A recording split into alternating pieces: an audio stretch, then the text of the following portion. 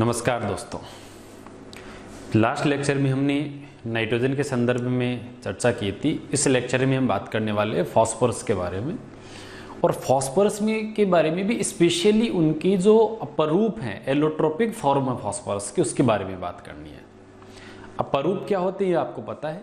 एक ही तत्व के अलग अलग रूप हैं जिनके भौतिक और रासायनिक गुणधर्म भिन्न भिन्न होते हैं।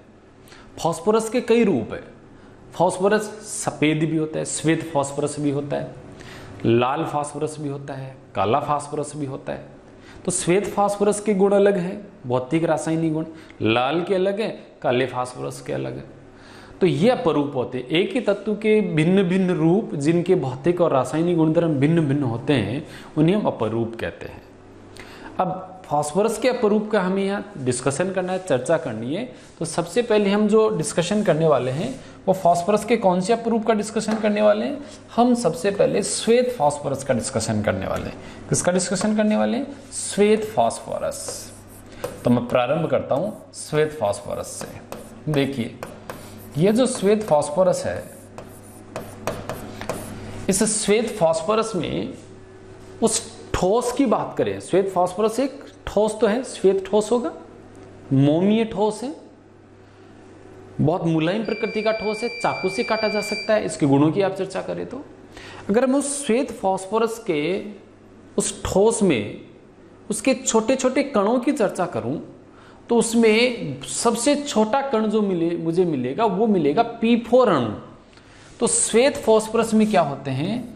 अनेक P4 अणु मिलते हैं जो एक दूसरे से सीधे जुड़े हुए नहीं होते। P4 की विविक्त इकाइयां, स्वतंत्र इकाइयां, पृथक पृथक इकाइयां मिलती है।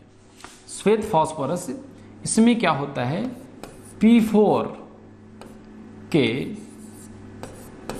विविक्त अणु, विविक्त का मतलब होता है पृथक पृथक अणु, एक दूसरे से जुड़े हुए नहीं होते, इसके विविक्त अणु मिलते हैं आपको। अब विविक्त अणु की स्ट्रक्चर को आप और थोड़ा डेप्थ में देखेंगे तो मैं पहले भी आपको बता चुका हूं। इसमें क्या होता है? 4 फास्फोरस होते हैं और चारों फास्फोरस एक दूसरे के साथ जुड़े हुए रहते हैं। और चारों फास्फोरस जब एक दूसरे के साथ जुड़े हुए रहेंगे तो हर फास्फोरस 3 सिग्मा बंध बनाता है। ये श्वेत फास्फोरस के एक अणु, उस ठोस में बहुत सारे ऐसे अणु होंगे, उसमें से एक अणु की जो संरचना वो मैंने आपको बताई है। प्रत्येक फास्फोरस 3 तो सिग्मा बंध बनाता है और एक उसके पास होता है लोन पेयर। तो इसके पास भी लोन पेयर है, इस फास्फोरस के पास भी एक लोन पेयर है, इस फास्फोरस के पास भी एक लोन पेयर और इस फास्फोरस के पास भी एक लोन पेयर है। तो ये वाली एक स्ट्रक्चर है। जब इस स्ट्रक्चर में एक अणु है, ऐसा दूसरा अणु और होगा। जब आप इस अणु की बात करते हो तो हर फास्फोरस 3 सिग्मा बंध और एक लोन पेयर। हर फास्फोरस के पास 3 तो सिग्मा बॉन्ड है और 3 सिग्मा बॉन्ड के साथ एक उसके पास लोन पेयर है। और जब किसी भी केंद्रीय परमाणु के पास 3 सिग्मा बंध और एक लोन पेयर हो तो उसमें जो संकरण होता है वो sp3 है। तो इसमें sp3 संकरण है, प्रत्येक फास्फोरस में sp3 संकरण है। और जब sp3 संकरण होता है तो बॉन्ड एंगल, तो बंध कोण जो यहां होना चाहिए वो बंध कोण लगभग 109 डिग्री और 28 मिनट का होना चाहिए। लेकिन अगर एक लोन पेयर आ गया तो 109 डिग्री 28 मिनट से थोड़ा कम, यानी 107 डिग्री या 106 डिग्री का होना चाहिए। लेकिन रियलिटी में क्या होता है? रियलिटी में यहां जो फास्फोरस में बॉन्ड एंगल हम देखते हैं, ये बॉन्ड एंगल ये नहीं मिलता। यहां जो P और P, कोई सा भी बॉन्ड एंगल, ये देख लो, कोई सा भी बॉन्ड एंगल देख लो, 60 डिग्री का बॉन्ड एंगल है। तो श्वेत फास्फोरस में जो P कोण है, कौन सा कोण? अगर आप P कोण की बात करते हो तो ये 60 डिग्री का मिलता है। होना कितना चाहिए था? लगभग 109 डिग्री या 106, 105 डिग्री है, केवल कितना सा? 60 डिग्री। जितना होना चाहिए उससे अत्यंत कम है। तो यहां इस श्वेत फास्फोरस के इस अणु में कोण जो है वो जितना होना चाहिए था, अनुमानित जो कोण था उससे कम है। और अनुमानित कोण से कम होने के कारण इसमें कोणीय तनाव पाया जाता है। श्वेत फास्फोरस में क्या पाया जाता है? श्वेत फास्फोरस में कोणीय तनाव उपस्थित होता है।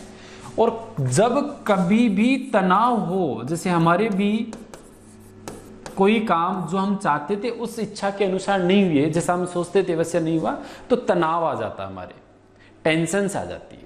और जब कभी भी किसी व्यक्ति के टेंशन आ जाती है, तनाव आ जाती है, तनाव आ जाता है उसके पास, तो तनाव में कोई व्यक्ति चुपचाप बैठता नहीं है, वो लगा रहता है, वो किसी न किसी काम में लगा रहेगा।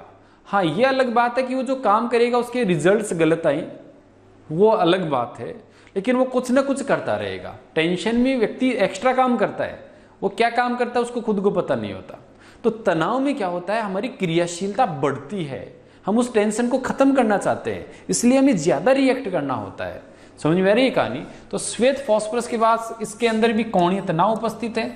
कोणीय तनाव उपस्थित है तो ये अत्यंत क्रियाशील है, ये बहुत ज्यादा क्रियाशील है, इसकी रिएक्टिविटी बहुत ज्यादा हो जाती है, तो अत्यंत क्रियाशील है। और इसकी क्रियाशीलता का अंदाजा आप इसी बात से लगा सकते हो कि अगर आप इसे अंधेरे में रखोगे तो ये अंधेरे में चमकना चालू कर देगा, अंधेरे में चमक उत्पन्न करता है। अगर आप इसे अंधेरे में रखोगे तो ये चमक उत्पन्न करेगा। क्यों करेगा? क्योंकि वो बहुत ज्यादा क्रियाशील है, तो वहां रिएक्शंस करेगा, और रिएक्शन करेगा तो वहां से एनर्जी उत्पन्न होगी। तो रासायनिक परिवर्तन अंधेरे में चमक उत्पन्न क्यों कर रहा है, इसका कारण, या अंधेरे में चमकने वाला जो कारण है उसको हम बोलते हैं रसोदीप्ति। और रासायनिक क्रियाओं के कारण ये जो काम है जो चल रहा है, इसलिए इसको रासायनिक परिवर्तन यहां हो रहे थे, तो इसको रसोदीप्ति कहा जाएगा। रसोदीप्ति का मतलब क्या होता है? दीप्ति का मतलब चमक, और ये चमक क्यों आ रही है? रासायनिक परिवर्तन के कारण। जो श्वेत फास्फोरस है उसमें रासायनिक परिवर्तन हो रहे हैं, वहां कुछ रिएक्शंस हो रही है, वो रिएक्शन हो रही थी इसलिए चमक आ रही है। तो रासायनिक परिवर्तन के कारण चमक, अगर रासायनिक परिवर्तन के कारण चमक होती है तो उसे रसोदीप्ति कहते हैं, और रसोदीप्ति के कारण ये अंधेरे में चमकता है। इससे, और आपको पता है श्वेत फास्फोरस किस में पाया जाता है? हड्डियों में भी होता है। तो हड्डियां जब अंधेरे में चमकती है, मोस्टली कई बार आपने सुना होगा लोगों से कि शमशान घाट के पास से वो गुजर रहा था तो उसे कुछ चमकता हुआ दिखा, डर भी जाते हैं उससे। वो जो चमकता हुआ दिख रहा है वो एक्चुअल में कोई हड्डी थी, उस हड्डी में श्वेत फास्फोरस था, और वो श्वेत फास्फोरस अंधेरे में चमक रहा है, और रसोदीप्ति के कारण वहां क्या थी? एक चमक आ गई थी।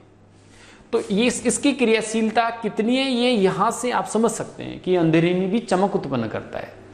और अगर इसे वायु में खुला छोड़ दे, तो वायु में खुला छोड़ दे, वायु में रखते हैं, तो वायु में रखने पर क्या करेगा? ये वायु में रखने पर आग पकड़ लेता है। क्या कर लेता है? ये आग पकड़ लेता। आपको वायु में इसको खुला छोड़ ही नहीं सकते, आग पकड़ लेता है। क्यों आग पकड़ लेगा? कारण देखिए, ये श्वेत फास्फोरस का अणु है, ये अत्यधिक स्थायी है, तो ये वायुमंडल में जो ऑक्सीजन है ना, उस ऑक्सीजन से क्रिया करेगा, और वायुमंडल की ऑक्सीजन से क्रिया करके तेजी से P4O10 फास्फोरस का ऑक्साइड बना देगा, और साथ में अत्यधिक ऊष्मा उत्पन्न करेगा, और ये जो अत्यधिक ऊष्मा होगी इससे आग लग जाएगी। तो श्वेत फास्फोरस वायु में खुला छोड़ने पर वायु की ऑक्सीजन से क्रिया करके फास्फोरस पेंटाऑक्साइड बनाता है और अत्यधिक ऊष्मा उत्पन्न करता है, जिससे आग पकड़ लेता है।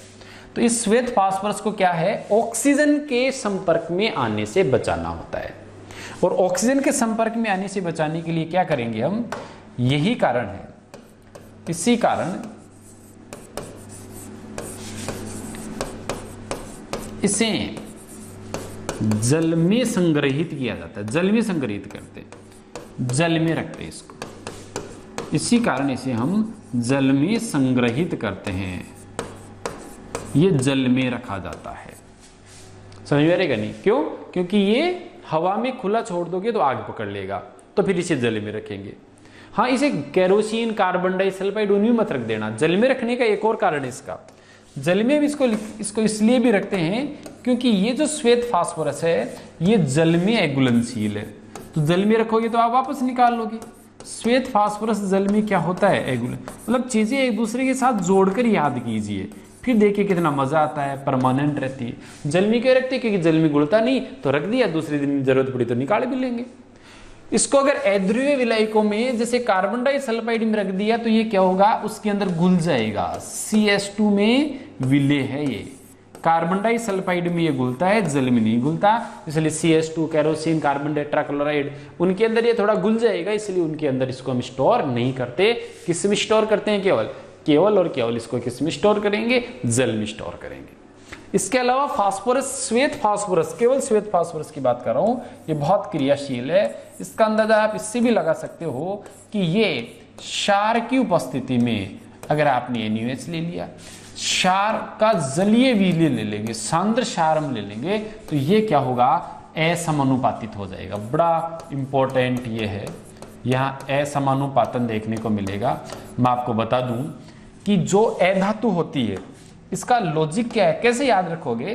तो हम याद ऐसे रखेंगे कि जो अधातु है, कौन? अधातु। जैसे कौन कौन सी अधातु? चाहे से आप फास्फोरस ले लेना, चाहे से आप सल्फर ले लेना, और चाहे से आप कोई हेलोजन ले लेना, क्लोरीन, ब्रोमीन, ये कुछ भी। इन अधातुओं को अगर क्षारीय विलयन में डाला जाता है तो अधातुओं में असमानुपातन हो जाता है। सल्फर में भी होता है, हेलोजन में भी होता है। ये इनऑर्गेनिक केमिस्ट्री का एक बेसिक कॉन्सेप्ट है, ठीक है। तो ये हम आगे और डिस्कशन करेंगे। अभी मैं केवल फास्फोरस की बात करता हूं। अधातुओं को क्षार दे देंगे तो असमानुपातन होगा। फास्फोरस यहाँ 0 में है, तो यहाँ क्या होगा, इसका ऑक्सीजन अंक बढ़ करके 0 से पॉजिटिव भी हो जाएगा, और पॉजिटिव होगा तो ये सोडियम हाइपोफॉस्फाइट बनाएगा, जिसमें ये +1 है। सोडियम हाइपोफॉस्फाइट, हाइपोफॉस्फोरस एसिड का है ना ही नहीं है, ये मैं ऑक्सी एसिड में आपको पहले बता चुका हूं, तो इसके नाम को याद करने में आपको ज्यादा जोर नहीं आना चाहिए। सोडियम हाइपोफॉस्फाइट है ये, क्या है ये? Sodium hypophosphite. तो सोडियम हाइपोफॉस्फाइट कब बनेगा? जब आप श्वेत फास्फोरस को क्षार में घोल दोगे, तो एक तो इसके 0 से +1 में आ जाएगा, और एक -3 में आएगा, तो PS3 फॉस्फीन भी बनेगी।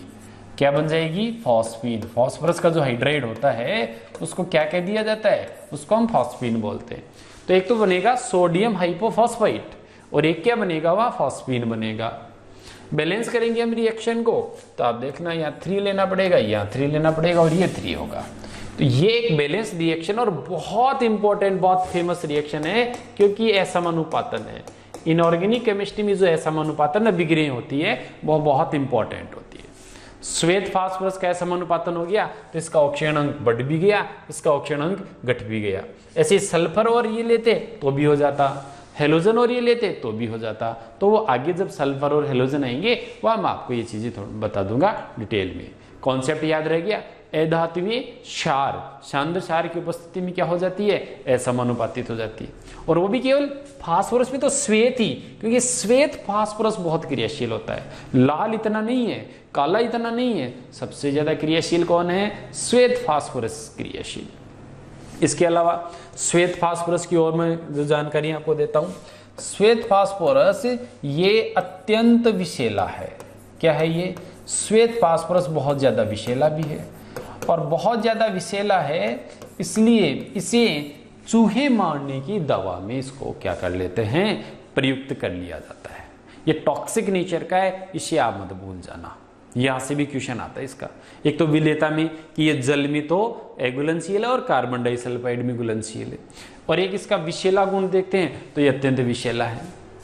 और इसके अलावा अगर श्वेत फास्फोरस के संपर्क में कोई भी व्यक्ति ज्यादा लंबे समय तक रहा तो उसके फोसीजा एक बीमारी हो जाएगी, और वो जो बीमारी है वो है फोसीजा।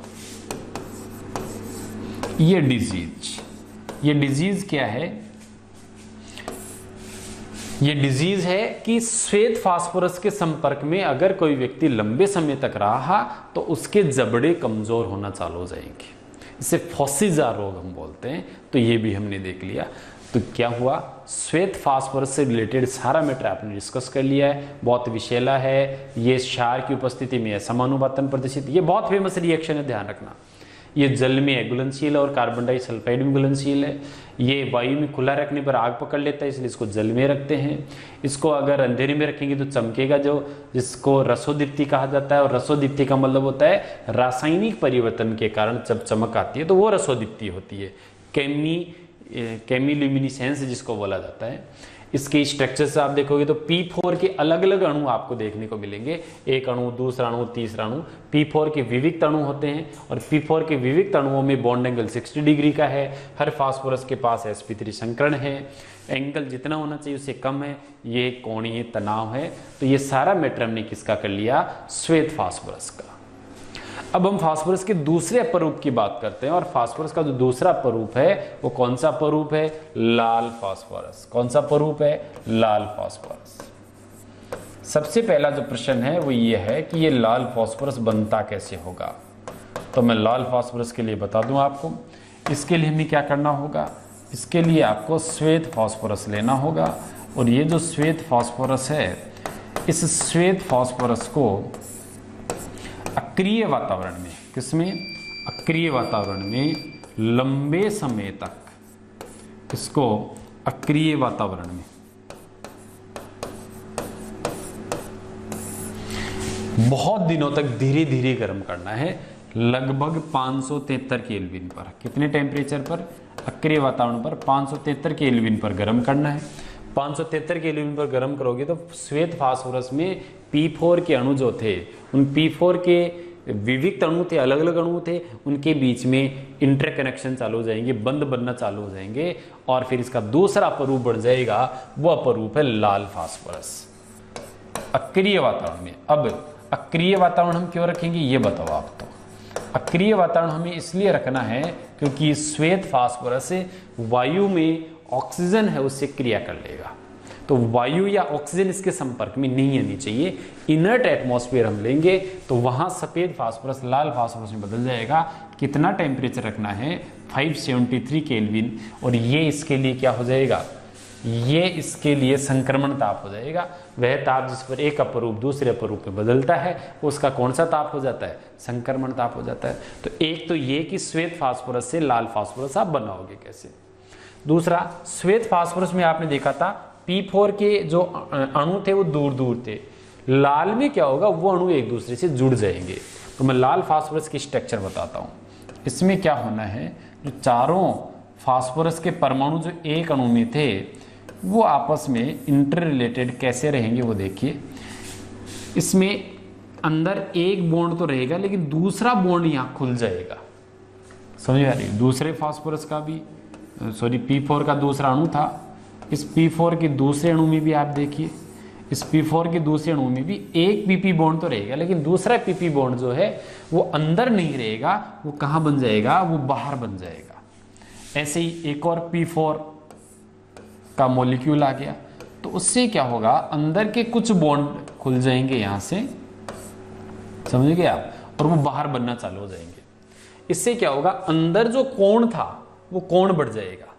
ऐसे जो था वो हट गया, अंदर की एक रस्सी है समझ लो आप, तो वो खोल दी हमने, तो अंदर के एंगल्स थोड़े ज्यादा हो जाएंगे और एंगल ज्यादा होंगे तो कोणीय तनाव कम हो जाएगा।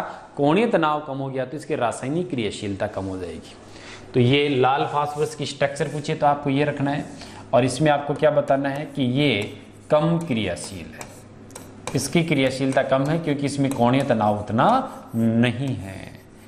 कितना कम क्रियाशील है कि ये रसोदीप्ति प्रदर्शित नहीं करता, यानी अंधेरे में नहीं चमकता, रसोदीप्ति प्रदर्शित नहीं करता,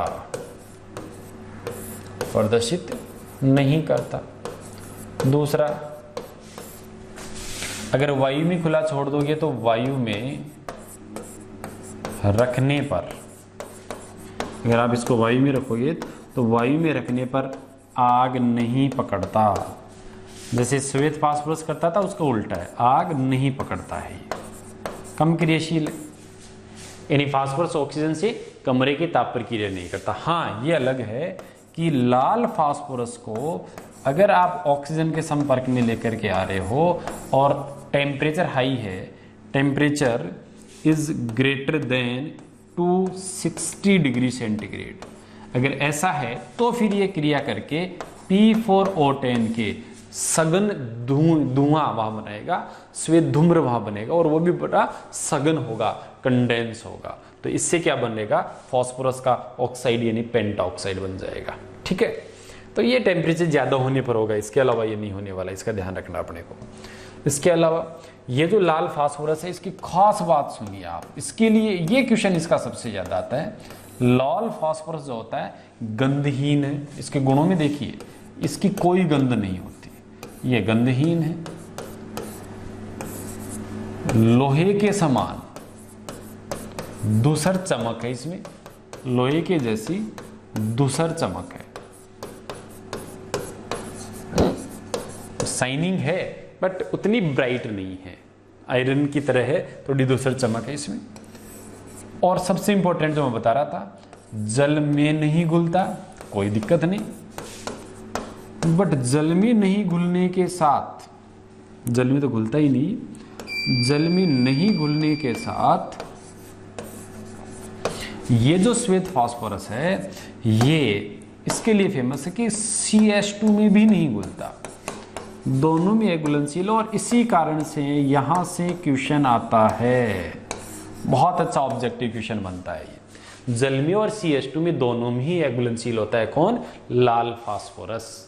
इसका आपको पूरा ध्यान रखना है, ये क्वेश्चन एग्जाम में आ सकता है। ठीक है, और एक बहुत अच्छी चीज, ये श्वेत फास्फोरस विषैला था, ये अविषैली प्रकृति का है। कैसा है ये अविषैली प्रकृति का है, इसलिए इसे माचिस उद्योग में, माचिस की जो तीलियां हैं वो बनाने में काम में लेते हैं। इसे माचिस उद्योग में क्या किया जाता है, प्रयुक्त किया जाता है, किसको, लाल फास्फोरस को, श्वेत फास्फोरस को वहां नहीं करते हैं। अब आगे चलते हैं हम, ये लाल फास्फोरस से रिलेटेड मैटर था। लास्ट जो फास्फोरस का अपरूप है, वो है ब्लैक, काला फास्फोरस।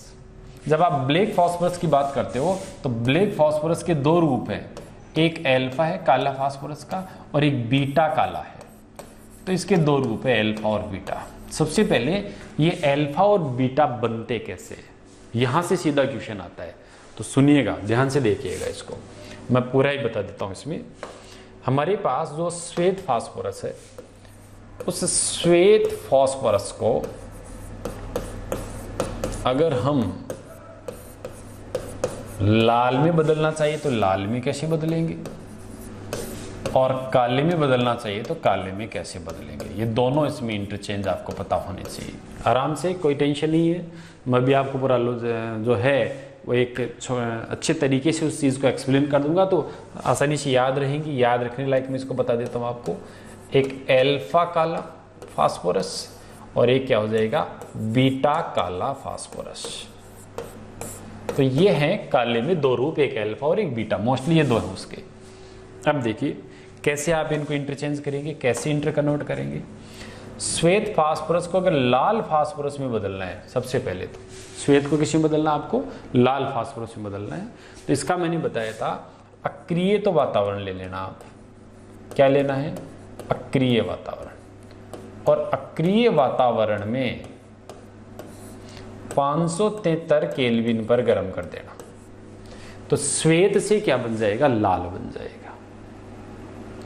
अगर आपने अक्रिय वातावरण में 573 पर गर्म नहीं किया, उसके बजाय से केवल 473 केल्विन पर गर्म कर दिया, उच्च दाब पर, अगर हाई प्रेशर और 473 केल्विन पर आपने गर्म कर दिया, तो यही श्वेत फास्फोरस आपको बीटा काला फास्फोरस बना करके देगा। कौन सा फास्फोरस देगा, बीटा काला फास्फोरस। तो श्वेत से लाल भी बनता है, श्वेत से बीटा काला फास्फोरस भी बनता है। इसके लिए आपको टेम्परेचर तो 100 केल्विन कम रखना है, लेकिन प्रेशर हाई कर देना है इसको, ठीक है। और अल्फा काला बनाना है तो लाल से अल्फा बनेगा। श्वेत को 573 पर गर्म करते हो तो लाल बनता, और लाल को 803 केल्विन पर बंद नलिका में गर्म कर दिया जाए।